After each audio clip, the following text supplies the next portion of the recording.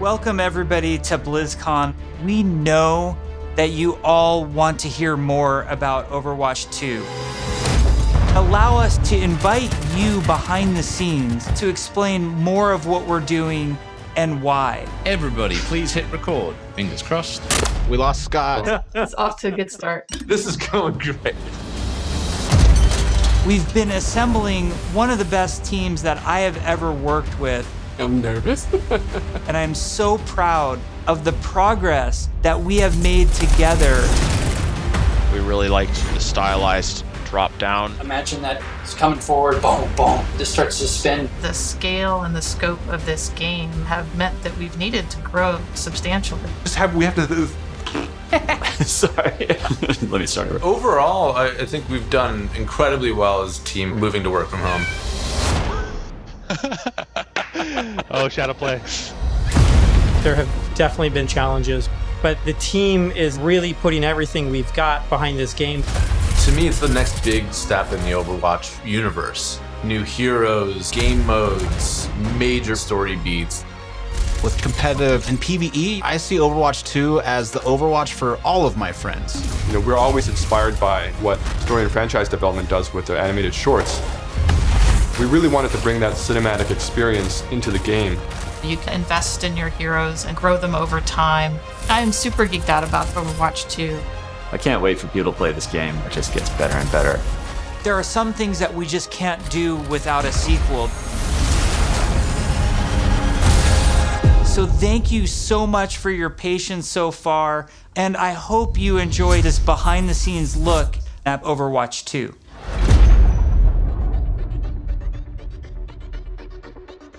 All of our players at home, they want to see one of the new maps that we've never talked about before. Really, I can just talk about anything that I want to. Yes. You're serving this up to the guy that is like unintentionally leaked information in past interviews. You can do it officially now. Okay, so one of the maps that I'm most excited for in Overwatch 2 is our Rome map. We always want Overwatch to feel like this globe-trotting adventure for our players. So we're having a lot of fun coming up with the Overwatch version of Rome. We wanted a very romantic, sort of this powerful feeling of old world architecture. One of the most exciting things for me is the early building of these maps, where we get to sit down together with key people from the environment team, level designers, effects groups. We'll spend some time talking about moments in the game that we really want to see, like the Colosseum or a grand view of the hills of Rome in the backdrop. And then we'll go back and do a paint over, or we'll do a concept painting of certain things based on that. We try to draw inspiration from as many different sources as possible. For example, one of our environment artists had just taken a trip to Rome, and he returned with thousands of pictures and was so excited to work on a map set in Italy. There's a lot of ancient architecture in Rome that represents the empire that it used to be. So we brought some of that back. Some of the things that are destroyed in real life, we kind of rebuilt in a kind of an Overwatch style. It's one of the most beautiful pieces of environment art that I think we've made for the entire game, and it just absolutely took my breath away. Can we reveal more maps? Yes, Scott. Scott, why don't you have the honor? Why don't you reveal, like, is there an artified, like, let's pick an artified one. I know what map I want to talk about. It's the one that I just get super excited about. New York City. New York City is just an amazing Overwatch location. We're really striving to make it as authentic as possible while still putting this Overwatch spin on it. There's a lot of amazing buildings and architecture pieces that just, especially for artists, stands out a lot. And they usually use this kind of Art Deco style from the 1920s, 1950s. We started in an area that's a little bit like the Village. There's some smaller shops there. There's a fire station, little pizza places and things that people that are familiar with New York City will either recognize or maybe see the reference that we're trying to make with some of our different locations. It feels like something you haven't seen in other games before because it's uniquely Overwatch. Well, we should move on. Otherwise, we just have to reveal more maps. So we were talking about PvP. And, you know, one thing that I think is really interesting about PvP in Overwatch 2 is some of the philosophical changes we're making to the approach. PvP feels different and new. We're upgrading our combat feel. The roles are playing differently. When it comes to all new maps, it's a pretty big departure from where we are on live right now. So I can't wait to see where we end up with it by the time we launch this thing. We're also experimenting with the idea we call role passives, which are passive abilities that a hero can have based on what role they are. For example, currently in our internal builds, the tank heroes all have knockback reduction against them, and they also generate less ultimate charge for enemies that are shooting at them. Damage dealing heroes have a movement speed bonus, which is great for flanking around the map. And healing heroes, support heroes have automatic healing that kicks in after they haven't taken damage for a while, very similar to Mercy's passive, but a little bit of a lower rate. One of the more shocking changes that we've been exploring in Overwatch 2 PvP is a change to the tank role entirely. That's applied to all of the tanks. We want to try to make them more toe-to-toe brawlers and less characters that just stand back and protect other people. So for example, for Reinhardt, we've given him 2 charges of Fire Strike, so he can throw Fire Strikes a lot more aggressively and more often. Also his charge, he's able to cancel it now, and you can steer it more aggressively, so you can, not quite turn a corner, but you can definitely more accurately pin targets. And because you can cancel it, it allows you to use it much more aggressively and, really go after those key targets without feeling like you're going to sacrifice, all of your positioning, everything to get there. He's almost more terrifying now with this, to be able to unleash his full arsenal more often than kind of just being the guy with a shield. The changes to Reinhardt that we're trying, and they might not shift, that's just the reality, but the changes that we're trying right now are to try to embrace more of that instinct that players have when they want to play a big burly character that looks aggressive and feels like it should be aggressive.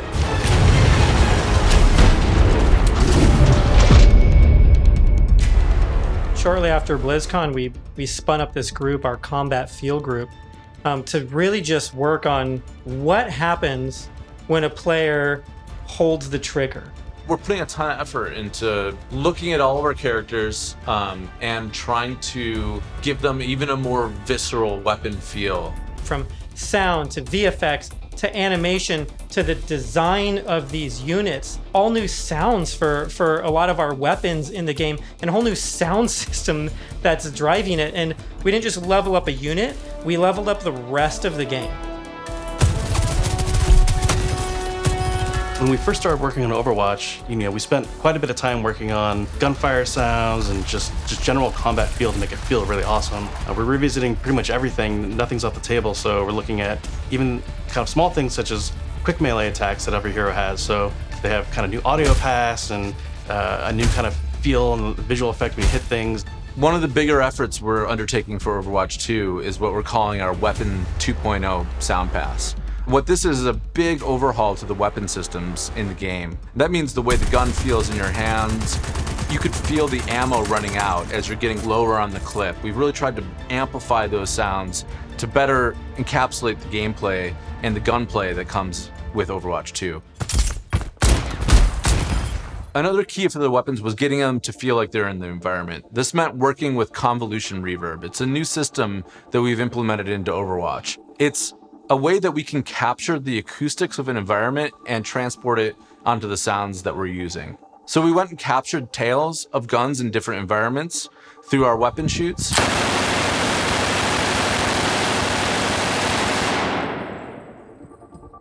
Wow.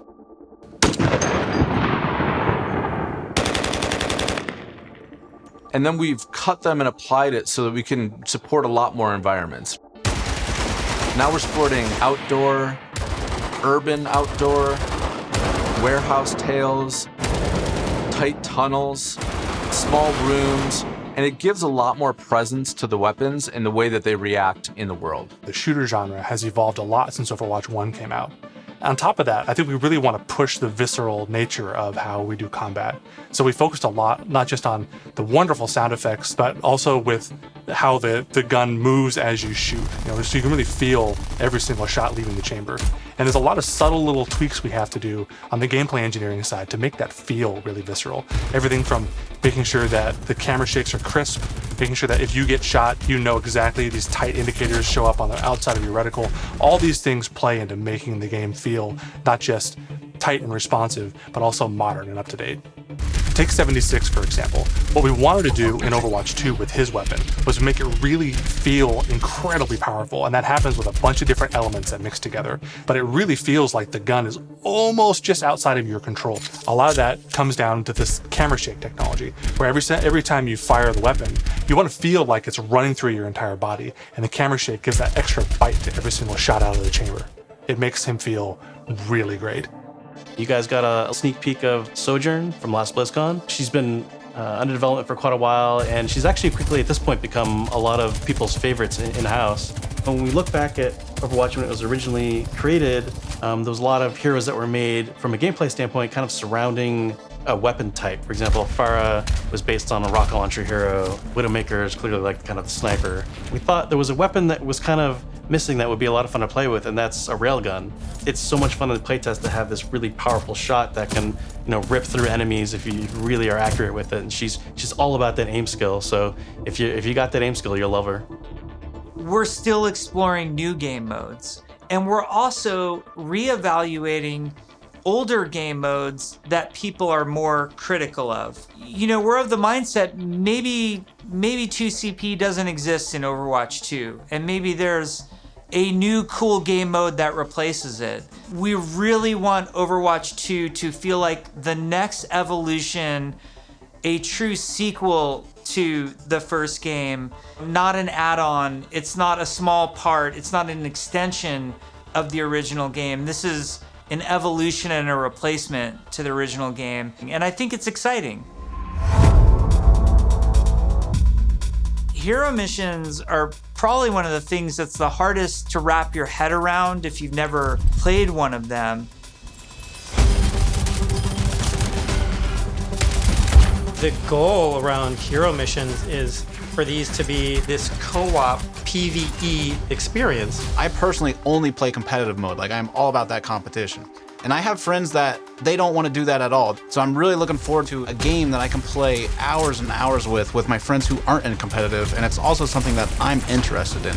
Hero missions are the content that people are playing as they are leveling up their heroes. And so for a system like this to really sing, you need a lot of missions. We don't want players to feel like they're just in this grind to get to the top. And there's a lot of really, really good back-end technology that we're exploring so that the heroes are constantly bringing their personality and some light story to these hero missions as well. The goal is to make as many as possible, hundreds of hero missions. We've explored a lot of different ways of getting to that much content. So have different sets of enemy units that people will be fighting against, and there's different hero mission types. At the same time, hero missions can take place in all of the multiplayer maps that we've done, and we're also adding new spaces onto some of these maps. It's a huge challenge for the art team. We take maps that a lot of people love and recognize, and we have to add a lot more art and level design to it. In this one hero mission playtest, we came up to an area in King's Row that usually has a gate on it. Suddenly that gate opened and I saw a new area of King's Row that I had never seen before.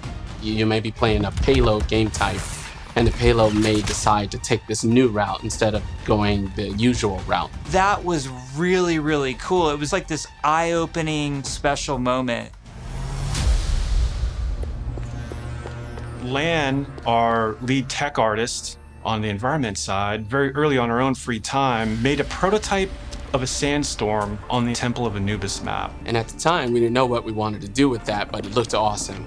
We looked at it and went, oh my God, we absolutely have to do this. So we put some new technology in place that allows us to do this dynamically. You start the mission off, clear day. Midway through the mission, suddenly this sandstorm or heavy weather would show up. It made the world just feel so much more alive. There's a sunset, daytime, nighttime, but depending on where you are in the world, these look different. California or Hollywood would have what we call a California sun. In New Bonny, there's a great African sun that happens there. You sort of get a sense of space and mood. This is what really brings the levels to life. For me, the dynamic world's exciting. Just seeing these dramatic landscapes, the wind and the atmosphere blowing by. It's a much more cinematic experience for the player. Before you start a mission, you look at a map. It's nighttime in Necropolis, or there's a sandstorm in Necropolis. Players can make some comp choices based on knowing this information. Characters like Hanzo or Widowmaker start to be a little more valuable because they have abilities that allow them to see through the sand more clearly.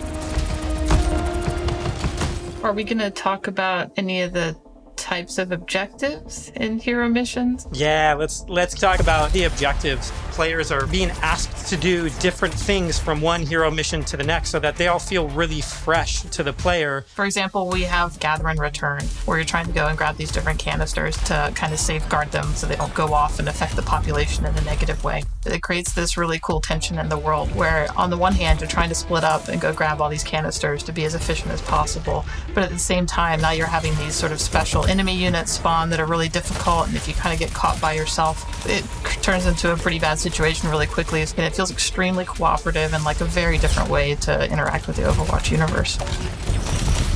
We're experimenting with all sorts of ideas, and just internally we have names like Wall of Death, Scavenger Hunt, and Kill Quest, and all these new mechanics and enemies for people to experience. Players will be able to jump in night after night, play different hero missions, and then work through the progression system, leveling up their heroes.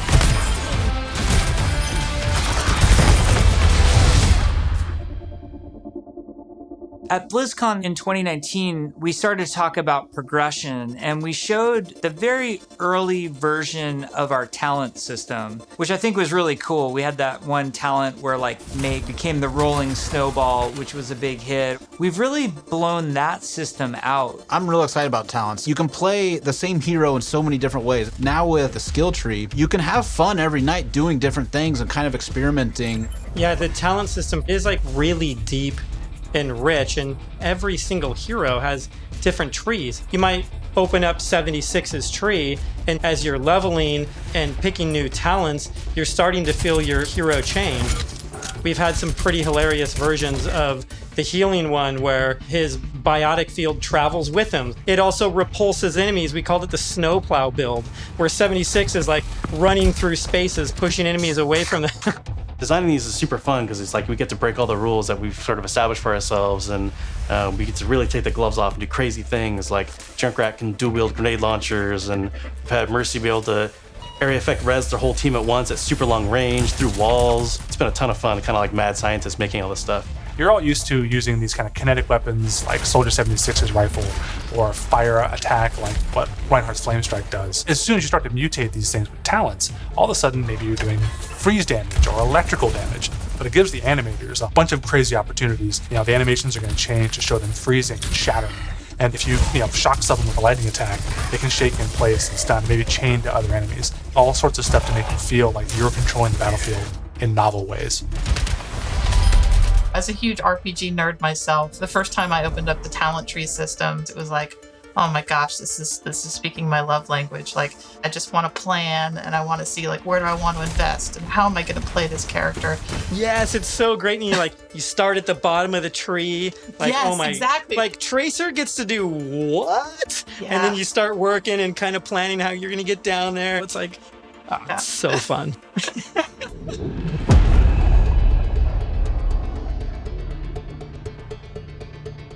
When we look back at BlizzCon 2019 and we talk about some of the criticisms that we had, one of them as a development team that we felt was that the combat was just not engaging enough.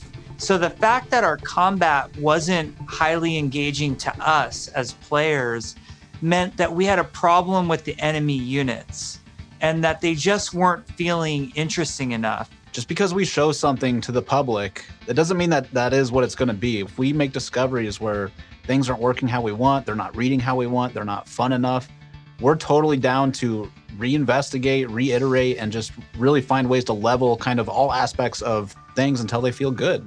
I would say a major focus of all of 2020 was to make the null sector enemy units more engaging. And some of this was adding new units and evolving other units that we had. Interesting combat for us is varied combat for us. So sometimes we're going to ask you to protect something in Overwatch 2. Sometimes we're just going to ask you to get someplace. Sometimes we might ask you to escort something across a map while it's being attacked. And so it's a different type of spawning, and it's a different type of units that are in there, and it's a simpler objective. There's a lot of units Aaron is talking about. Lots of different units, lots of different types. They serve different purposes. You do different things to them. It's really going to help a lot of us find the fun and make sure that Overwatch 2 is a blast. One of those sets of enemies is what we internally call objective units. And they're typically units that don't even attack players. The simplest version would be something like the Breacher. It's two legs with this huge bomb on its back. It was built to do one thing: slowly and methodically march towards its objective, and then it transforms, and the bomb opens up like a flower. It starts spinning and charging up, and you hear this awesome sound, and you know you have a little bit of time before it's gonna explode and you have to take it out.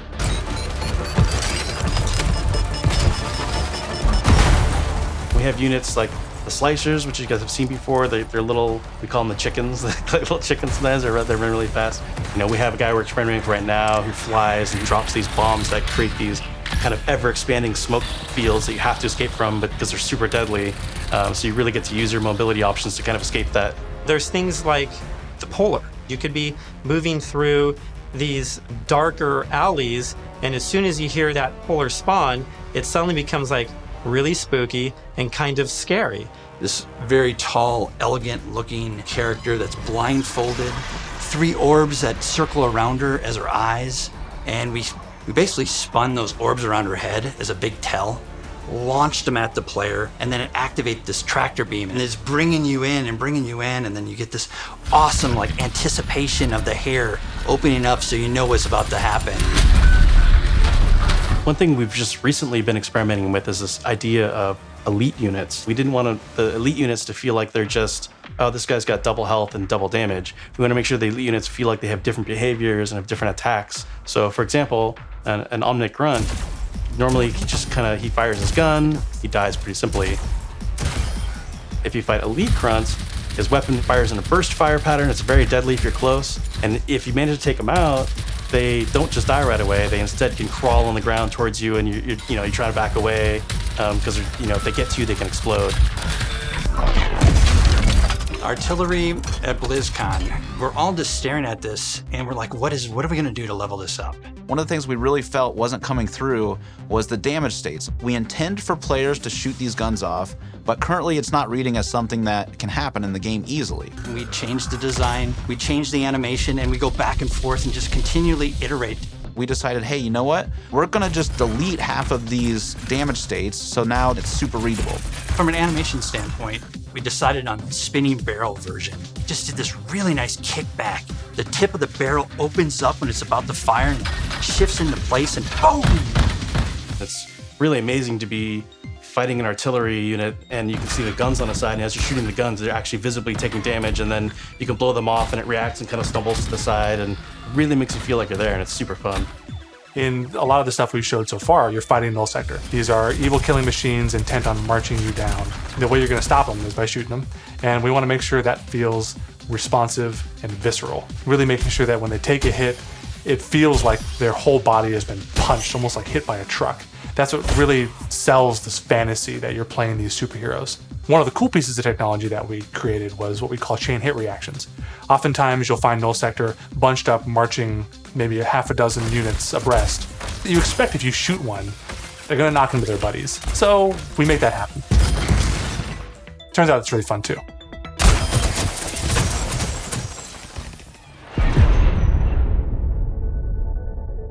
One of the things that we showed last year at BlizzCon was the new looks for our heroes. The theory kind of going in was like, you want to preserve the essence of your hero, but also kind of show that that hero's evolved and kind of changed and moved forward. So we have a lot more new looks. So I'm excited to see how players and fans react to all of the ones that we've done so far. Maybe we'll share some of those new looks today, which would be cool. We're going to reveal McCree's new look for Overwatch 2 as well as Pharah, and we're really excited to show off some of our first villains with Reaper and Widowmaker. But first I wanted to talk a little bit about technical wear, kind of like technical clothing. What that really is using very techie fabrics, as well as having very intricate but functional straps designed in a way that is very aesthetically pleasing. With McCree, we took a couple of different approaches. He's got this classic cowboy look that it's really hard to mess with, because if you try to make him too sophisticated or too techy, it might not feel right for the character. But as a concept artist, you always want to change things around and try different shapes and silhouettes. So we did identify as red serape as the main thing for McCree. We also tried a couple different things with McCree's cowboy hat. We didn't really want to mess with that too much because that's a very iconic part of him. So that's another piece that we kept. We tried some retro cowboy looks that mixed in some tech here and there. Some that were a little bit more techy than others, some that were a little bit more classic cowboy. We gave him a little bit of a longer beard, and it really gives him a nice kind of like a more aged look. What's different about Pharah than some of our other heroes is Pharah's completely covered in armor. We didn't want to change her silhouette too much. It was more about experimenting on different colors. So it felt really appropriate for her to be the one to harken back to those original Overwatch colors of white and blue. One of the things that we wanted to update on Pharah was her visor. Instead of being completely opaque and reflective, we tried a little bit more of a transparent approach, and being able to see through it a little bit now allows us to see some more of her emotions. Reaper was actually the ones I was very excited to work on, because I could see a lot of potential in how we can integrate his cloak and his cowl and his armor, and how we can make all those shapes really sing within that classic, Reaper silhouette. We tried a couple takes with the first pass, like completely silver arms, more layers to his jacket. Reaper's mask is obviously pretty sacred to us, but the thing you'll notice immediately is that it's now completely silver. Instead of the bone white, he's got this like almost like deadly edgy silver that just gives him that classic Reaper look. With Widowmaker, we started with the idea stage, exploring a breadth of ideas. We tried things like a more insectoid approach, treasure hunter. One of them made her feel like a classic Bond villain, so we kind of steered it back towards one of the more cyberpunk looking ones, almost like a futuristic femme fatale, which is basically what Widowmaker is, but she even feels more upgraded. So I'm super glad that we went down this route. We played with different hairstyles too. Widowmaker has the really long ponytail that's really a key part of her look. And we really liked the hairstyle on one of the designs that was more of a braid, and it was really interesting look that also preserves Widowmaker's original silhouette with that long ponytail. We've been working a lot with our domino engine and making our cloth look better. Now that we have this cloth tech, we're going to be able to make some really cool, unique silhouettes that will help them stand out from other heroes. We put a lot of time and effort into our face rig, and what I mean by that is we're gonna be able to get really close to these characters, and it's gonna feel really cool. It is absolutely worth the time and the effort to invest in the technology, and that way we can make these characters do more things that we haven't really been able to do before. It's been super exciting working on the new looks for Overwatch 2, and it's just been so inspiring to watch the team try things that we've never tried before, and I just can't wait to show off more in the future. Overwatch 2 is probably the largest opportunity we've had since the inception of the franchise to really expand what Overwatch even means to our players. In 0 Hour, we saw that some of the heroes got back together, but we're also seeing that there seems to be a second huge Omnic uprising. We're gonna learn who's behind that uprising, why that's happening, how globally spread is it. The story and franchise development group, they were really the torchbearers of what the big story is that we were going to tell for this game. We have a lot of interaction with them. They're working on in-game cinematic intros and outros for every one of our story missions. It's been really great to see this collaboration grow and develop. The story is just a little more integrated into our missions than it ever really has been before. All the available heroes get dialogue for a given mission. We have NPCs. We have multiple hero choices. We have all sorts of events that are happening that are driving players to interact with each other or parts of the environment or other characters. The world of Overwatch is this bright, shiny future. So how do you take that bright, shiny future and create conflict in it? How dark can the world of Overwatch go? The different challenges that these characters are going to have to overcome in Overwatch 2 are things that they haven't ever dealt with before or dealt with on this scale. So what we had to do was literally strip it down to this bare bones of where are these characters in their lives. Overwatch has been disbanded, and now there's a situation where the world's in trouble again, and the world needs the heroes again, but they're not allowed to be doing what they were supposed to be doing.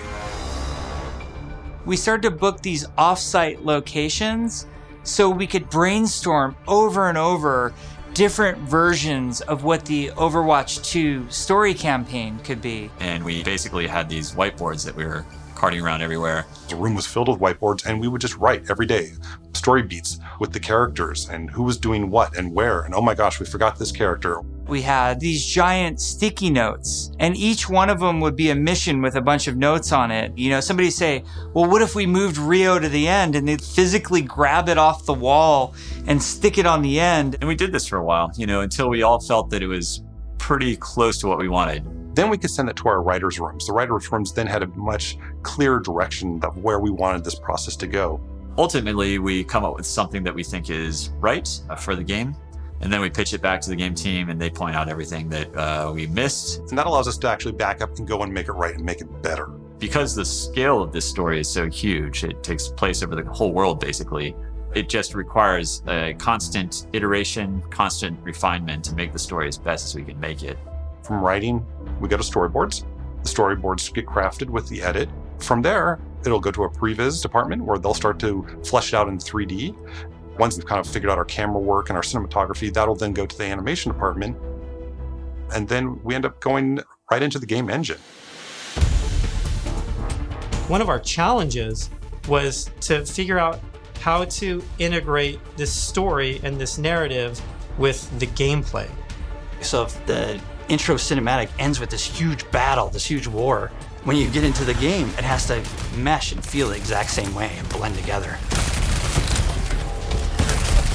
We really are also trying to get the music to be equally as consistent from in-game cinematics straight through to the mission. Adam Burgess, our lead composer, has been working with the IGC team, with the game team, developing themes for all of the heroes, all of the locations. As the cinematic director, whatever we're crafting should never override the gameplay. We want to make sure that the player's experience going from the cinematic to the gameplay is seamless and it feels like a completely immersive experience. The engineers, we have to find a way to actually make that come to fruition. The choreo tool is a tool that allows people to coordinate different events to happen at the same time. Like in Rio, if you played our demo, one of the buildings explodes. And so that kind of event needs to happen as you're running by, and you need to have it timed, because if it blows up too early, then you don't see it. It allows story moments in missions that interact with the environment, that interact with our characters. The new tech, the new abilities that we have now are allowing us to push our storytelling farther than we could have previously. What's also really powerful about choreo is that, if somebody has an idea, they can mock things up really quickly. We got to show the Widowmaker making this awesome introduction. And Casey was able to quickly put a really rough prototype in choreo. And Philip would come in and on the fly, he's making quick changes. They play tested something that would normally take weeks. It was done in like a matter of days. Each story mission has its own custom map built for it, and these maps are absolutely gigantic. India is one of our biggest maps, and it's a fun map because it has a few story beats that we've taken from recent comics and characters in the game. We've written a history for each city so that the cities feel lived in. And I think that informs the artists so that they know what it is that the city has been through. Gothenburg was our chance to show Torbjorn's workshop. We created a space that kind of fits his height. So there's, step ladders and scalable tables. We designed the space as if we were Torbjorn. Molten steel is pouring out of walls. It's pretty epic when you walk into it. Toronto is under siege by Null Sector when the players arrive here. There's a dynamic snowstorm. So as you make your way through the level, the snow is slowly building up. Suddenly by the end, the characters are caught in this gigantic snowstorm and they must fight their way through. In Overwatch 2, we want to give you choice to be able to play this character or that character. So we're designing a lot of systems around how their relationships develop over the course of the story missions in the campaign. We have a cast of many characters, all on screen, all at the same time, and it's fantastic to actually see them all interacting and working together in ways that we've never actually seen. We've always thought about it and hoped for it, but now it's actually happening. It actually requires us to have a whole new branching dialogue system. If you happen to have Genji and Mercy in the second mission of the game, you might get different dialogue that's about their relationship. Our voice actors bring the characters to life in ways that everybody has fallen in love with, from inside Blizzard to the fans. Just to hear this collection of actors all together, all interacting, has been a real treat. I wish people could see how many people are involved when it comes to something like telling the story of Overwatch. It doesn't just come from a singular person, it comes from a group, and it's a really talented, fun group that all works together. We've been developing what we hope is one of the best stories ever. There's some key story moments that I'm really excited about, and I really can't wait to see how people react to it.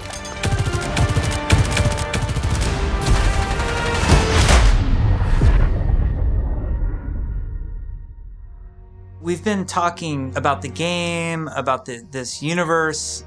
I know you all love it so much. Right now, we can sit down and have a night of Overwatch 2 and have it be a really fun experience. And I think we need some more time till we can say it's perfectly polished in the way that we want it.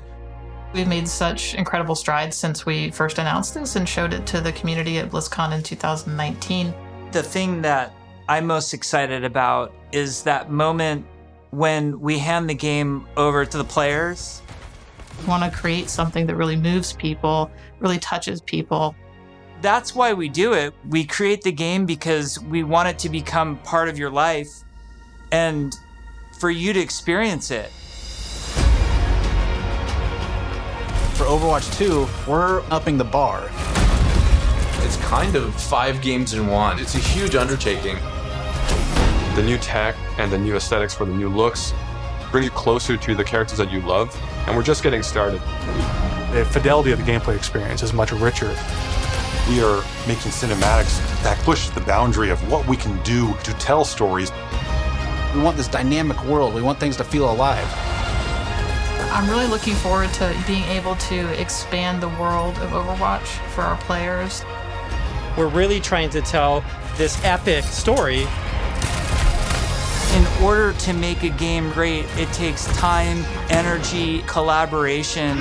We have just an incredibly professional team of designers and artists and engineers. We just love bringing this world to you guys. So many cool characters. It's just a blast working on it.